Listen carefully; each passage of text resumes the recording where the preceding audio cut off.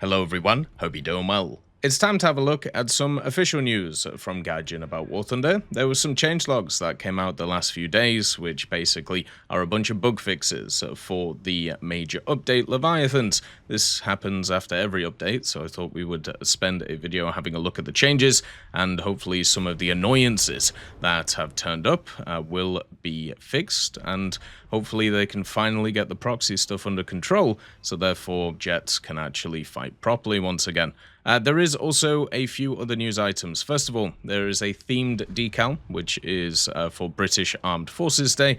Basically, until the 30th of June, if you play 3 battles using British vehicles at rank 3 or higher, you can get access to it, the good old British Armed Forces Day 2025 decal. It's a simple decal, it looks lovely, definitely worth picking up. The other thing is they've actually done a post talking about the new user-created camouflages for the Leviathans trophy. There are 40 of them, and if you want to check them out, they should all be in game right now, and the way that you get them is through the Leviathans trophy box. There's 17 camos for ground vehicles, 16 camos for aircraft, 2 camos for helicopters, and 5 camos for naval vehicles, which I think might be the most I've ever seen when it comes to one of these boxes.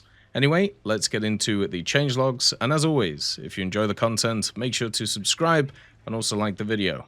So for the changelogs, we have update 2.47.0.18. This one came basically the day after the update, and it actually has a disclaimer. It says, "We are aware of issues with the damage of air-to-air missiles and issues with the interface. We're working on resolving them as soon as possible. Thank you for your patience." It is kind of crazy how when it comes with air-to-air missiles, they're literally just not doing half the damage that they're supposed to. It's as if the proximity on them is broken or something is going on, whether it's like a desync issue or whether it's something else. It's very odd since basically on the dev server, if this was an issue, it wasn't found. And it seems like kind of a major issue if that is the case. Or it might have just been something they added between the dev server and the live server, which is more likely because that's normally when stuff like this goes through. The interface changes are also kind of interesting. So in ground forces, what has been happening is if somebody captures a zone, what it does is it stays on the screen that it's being captured. And what happens is if you have multiple times where people like cap and then decap and then cap again, it basically fills the whole screen if you don't die. So it basically means it just looks ridiculous. There's also a few other issues too with it, but hopefully they can get those sorted. For aircraft, the A4E, there was a bug that caused the HUD texturing errors when looking at the aircraft in third person. That's been fixed. Also for the J8B, there was a bug that caused texture flickering on some instruments in the cockpit, which has been fixed, which is nice. And the RAH66, there was also a bug where the cursor was missing in third person view, and that's been fixed too. And for all the Tempests, as we talked about in the data mine earlier, flaps now lock up after being automatically retracted because of high speed. So basically, the next extension needs to be performed manually. So they've just made the vehicle more annoying to play, which is just so annoying. Like, why would you do that? I get it's like a historical change, but it's such a minor one, and now new players playing the Tempest, even though it's a fantastic vehicle, are just gonna be annoyed. The fact that they have to sort that out, it's just so ridiculous. For ground vehicles, there was a lot of changes to the new AAs, and then also some of the other stuff. So basically for the Claws and also the Elder, there was a bug where the trailer damage model did not turn with the actual visual model, so that's been fixed. The Vextra 105, the incorrect position of the driver's hatch in the damage model, where it did not match the position of the visual model, has been fixed too. And also on the T-72B3A, there was a bug that caused the gun mantlet to not be implemented using volumetric armor, so that's been fixed as well. And the CM11 also was missing its turret armor in the X-ray, so you weren't able to see it. The CSSA5, they fixed the camo on it. Basically, the digital camouflage had the wrong name, and also the price has been reduced from 1,000 to 200 GE. If you're a person who purchased the camouflage at 1,000 GE, then the 800 GE will be refunded since it was a mistake on Gaijin's end, which is kind of nice, but it's also once again one of those weird oddities that happens, and you just kind of wonder, how the hell did that happen? There was also a bug where firing a missile from a multi-vehicle SAM launcher next to another launcher would result in a message pop up on the screen to show stating that the vehicles were under attack, and that's been fixed. You also had the rockets and automat. The sights that were previously aligned lower than the launchers have been moved upwards to be aligned with them, so therefore you should actually be able to see where you're shooting, because before what would happen is it would fire the rockets above where you were looking, so it would fire down into it, which means that everything is at an angle. So one of the problems with quite a few of these vehicles, and the fact that they fixed it on this one, is fantastic. There was a bunch of ATGM vehicles that had this issue too, like the Mephisto, where the actual sight was not lined up with where the ATGMs were pointing for a bit, so the ATGMs would just fly into the ground because they were angled downwards and they had to basically get up, but there just wasn't enough time, so a lot of the time you just shoot the thing right in front of you. It was very annoying. For locations and missions, they fixed American deserts. Basically 11.7 plus, the teams had their air spawns swapped, which makes absolutely no sense. And also for graphics, there was a bug where the image rendering didn't switch to the special one in replays when sensor view mode was enabled. That's been fixed too. And then for PlayStation 5, a very weird sound bug was fixed. There was a bug that caused the crew voiceover language to ignore the selected system language and always be in English. So basically you just had English all the time. People have been asking me about where console sales are.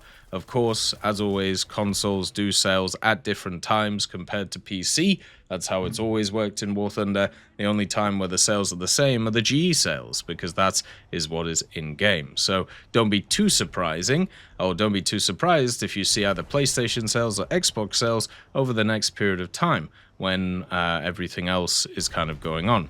For customization stuff, this was from today. There was the update 2.47.0.22.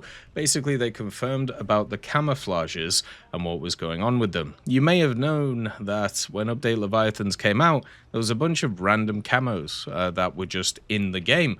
And it says many of you have noticed that you were able to purchase some new camouflages, with their names being in an unusual format with file paths instead of the regular in-game names. These were or are test camouflages and or camouflages that were used for videos, etc., and were not intended to be purchasable.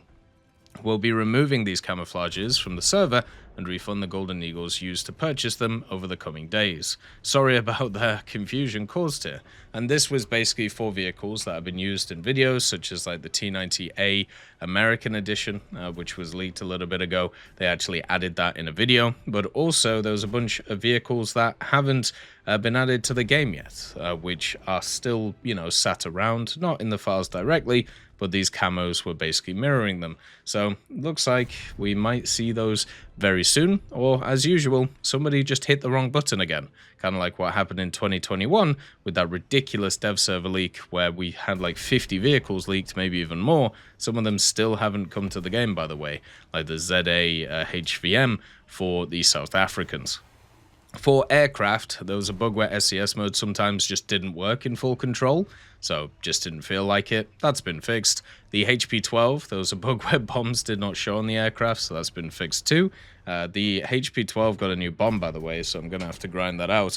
The L-39ZA Albatross, there was a few things that got fixed on it. Basically, the visibility of the machine gun pods when viewed from the cockpit has been fixed, and a bug that caused the PK-3 gun pod to not have mass has been fixed too, which is quite important because I'm pretty sure that thing can actually bring a lot of machine gun pods. So if basically they don't have mass, it's not going to affect your flight performance. But now it will, so it makes a bit more sense. For the F2A, the sniper pod it lacked thermals basically, but they fixed that, and then also they set the minimum and maximum zoom of the sniper ATP to its correct values now. The Z1007's all variants.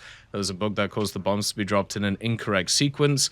They did something else to these. I can't remember if they added new bombs or added secondary armaments to them. They did something with the Z1007, but I'm not entirely sure what it was on the dev server. The Yak-28B loses its flares?